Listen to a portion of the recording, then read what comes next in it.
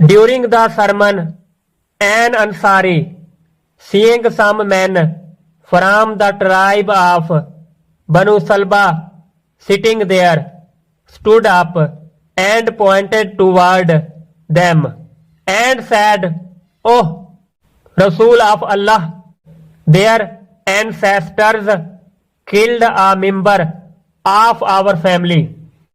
खुतबा के दौरान एक अंसारी कबीला बनु सलबा के चंद आदमियों को वहां बैठे हुए देखकर उठ खड़ा हुआ और उनकी तरफ इशारा किया और अर्ज किया, या रसूल अल्लाह सल्लल्लाहु अलैहि वसल्लम, इनके अबाव अजदाद ने हमारे खानदान का एक फर्द कत्ल कर दिया था।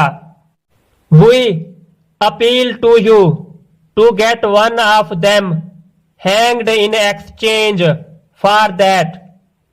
हम आपसे दरखास्त करते हैं कि इसके बदला में इनमें से किसी एक को फांसी दी जाए। हजरत मोहम्मद सल्लल्लाहु अलैहि वसल्लम replied, "The revenge of the father cannot be taken on his son." पाक पैगंबर सल्लल्लाहु अलैहि वसल्लम ने फरमाया, बाप का बदला उसके बेटे से नहीं लिया जा सकता।